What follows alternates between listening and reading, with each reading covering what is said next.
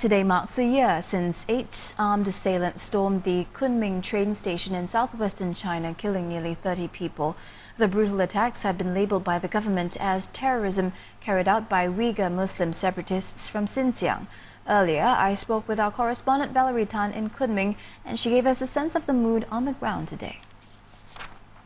If you recall last year, after the attack took place, local media reports say that it was a massacre. They call it massacre, and some even went so far to call it China's 9/11.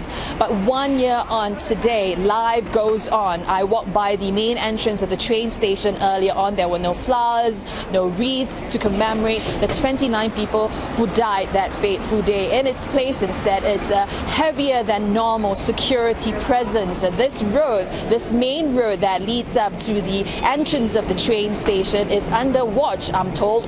24-hour surveillance by paramilitary police. In fact, the entire city of Kunming is on heightened security alert. The residents here, most of their lives have been changed by the attack, especially those who lost their loved ones. Take a listen to this. 没他，就像我前说的，我什么都没有了。 Liu Chunxiang has been inconsolable since her husband died last year.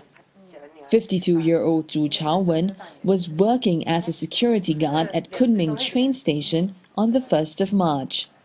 It was that fateful evening when 8 attackers, armed with knives, went on a rampage at the station. The tragedy, which officials called an act of terrorism by Uyghur separatists from Xinjiang, left nearly 30 people dead and more than 100 injured. 我老公说没到，就站在那里，叫立刻赶紧进。立刻说我不敢，我们不敢进小经济层那个里面是不让进的。人家说有我，他说有我在这里，你们进去吧，进去躲着没事。他就在那里躺着那些恐怖分子，就牺牲了他自己。 Witnesses told Madam Liu that her husband's bravery saved dozens of lives that night, and for that, officials awarded him a posthumous gold medal.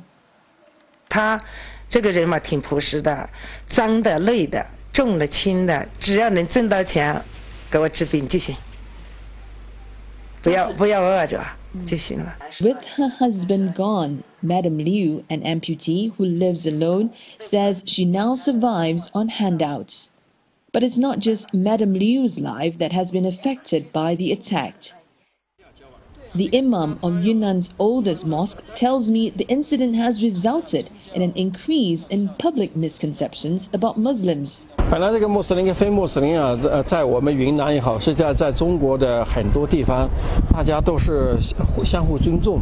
301之后呢，可能对一些非穆斯林对我们伊斯兰教的一些误解，或者对穆斯林会产生一些误解，认为是不是伊斯兰就是鼓励暴力的？有的人会对现在穆斯林穿长袍、戴头巾，特别是穿那个黑袍，会有一种恐惧心理。可能这个跟媒体方面的一些宣传，或者是一些误导有关系。 Muslims made up mainly of the ethnic Hui minority accounts for just slightly over 1% of Yunnan's overall population. Unlike the Uyghur Muslims in Xinjiang, Hui Muslims in Yunnan have long assimilated with the Han Chinese and enjoy less restrictive policies on religious freedom. But after the attacks, several religious schools were forced to shut after officials ordered non-Yunnan religious teachers to leave the province. 恐怖、暴力、极端是要用法律进行制裁的。 但是对这个热爱和平的这些那个穆斯林也好，我们这个正统的伊斯兰还是应该以鼓励。 Security forces have been on high alert here in Kunming since the attacks 1 year ago. The Chinese government has also been on a crackdown on what it says are Islamic terrorists, making the situation all the more nervous for Muslim minorities in China. Valerie Tan, Channel News Asia, Kunming. Oh, Val, as Muslim minority there, give us a sense of the tension over there.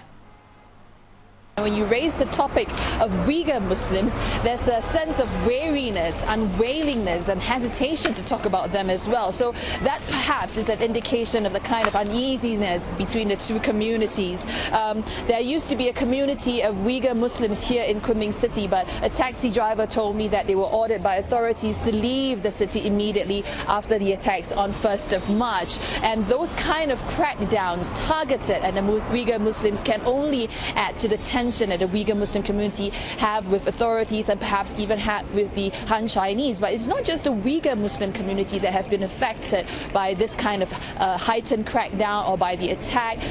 The other Muslim community here in Yunnan, which is the ethnic Hui minority group, told me that they have also been indirectly targeted. They feel that the activities are being watched right now, and it's kind of unusual for them because they have long assimilated with the Han Chinese here in Yunnan, and they have enjoyed a substantial amount of religious freedom. But post the 1st of March attack, they said that because of the crackdown of Uyghur Muslims, they feel that they have been indirectly targeted and they've also been watched as well.